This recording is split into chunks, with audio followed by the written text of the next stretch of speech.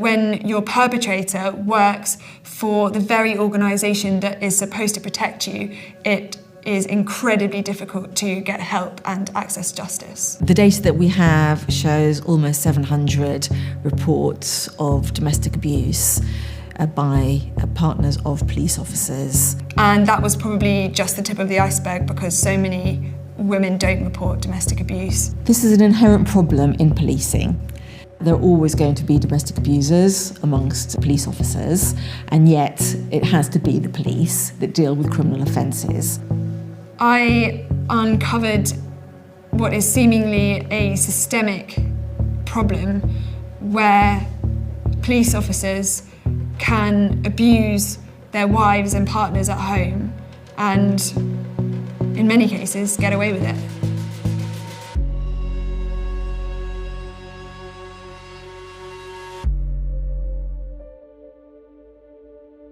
My name is Alexandra Heel and I'm a reporter at the Bureau of Investigative Journalism. I was doing my journalism training and I was talking to a family friend. She knew a woman who had been abused by a police officer, and this woman had tried to report it to the force that he worked for. She had reported it and they had apparently done nothing about it and had just brushed it under the carpet. This got me thinking, I wonder if this is a more widespread issue.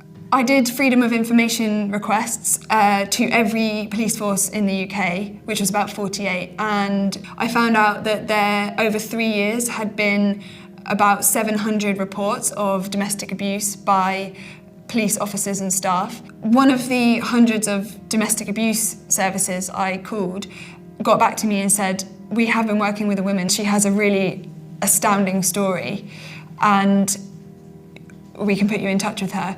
We arranged to meet and I got the train up to Manchester and we sat in a cafe by Piccadilly Station for hours, and I had my dictaphone on and she just told me what happened to her. I was married to a police officer. When I got pregnant, I had a very complicated pregnancy, and looking back, that's when I realised it became quite controlling and abusive. And then one night we had an argument and he called me a fat bitch who couldn't even get having a baby right, and I slapped him across the face. And he rang the police then. He said I needed teaching a lesson, and it culminated in a conviction. It was based on his words, no evidence. He was believed over me, I believe, because he was a police officer. From then on, I was labelled as a domestic abuser.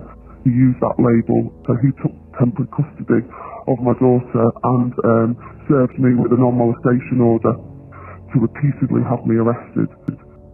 Tracy told me all of this and I was just in disbelief. I said to her, "I can't believe what you've been through and we need to make sure it gets out there." I then ended up speaking to more and more women who I was being put in touch with, and it just seemed to build and make me realise that there was a big story here.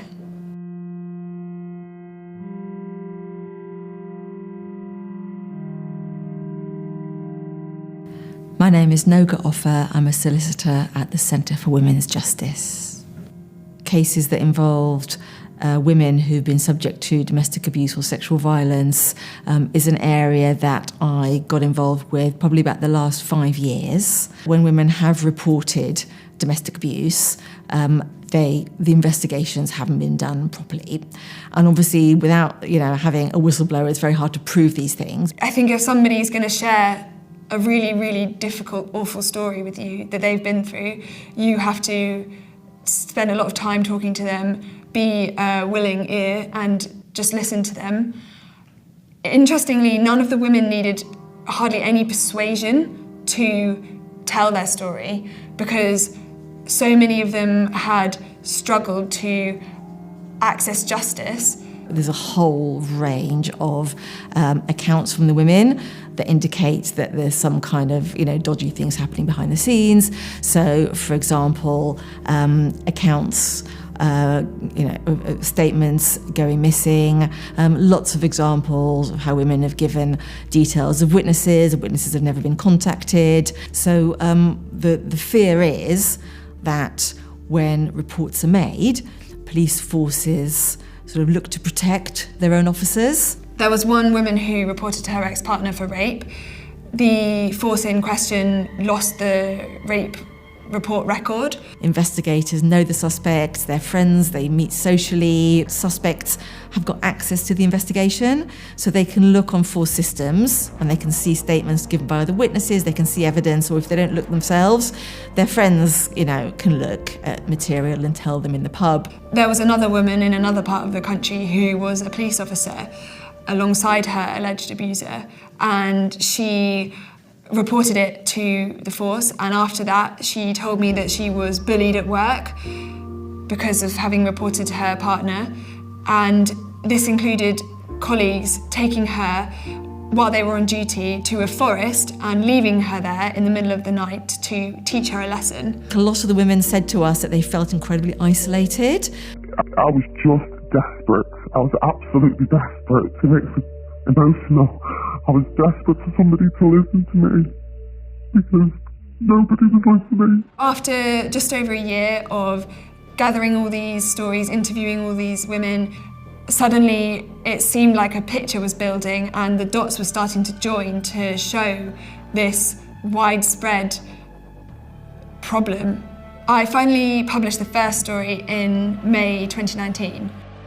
Using material that Alex had gathered, I investigated this more fully, gathered information from other countries, academic research that had been done around the world on the issue, and put together the Super Complaint. So Super Complaint is a new system that was introduced at the end of 2018, where the Inspectorate of Constabulary and the College of Policing will look at systemic problems in policing. 10 months after my first article, the Super Complaint was lodged with the police regulators. There was some press coverage at the time, but sort of limited amount of interest. But really over the last couple of weeks, the story seemed to have gained kind of a new traction because of the outpouring of grief and anger at the awful disappearance of Sarah Everard and how the Met Police handled the vigil that was held in her memory.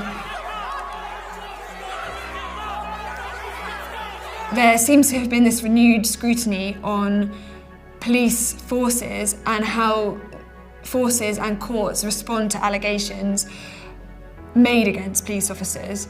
We don't think that a civilian organisation can really adequately investigate these cases, but what we're asking for is a system specifically for these cases where it's an external police force that deals with the investigation, so at least there's some kind of firewall. There will be renewed pressure on police forces and potentially on the police regulators who are looking into the Super Complaint to make some meaningful changes.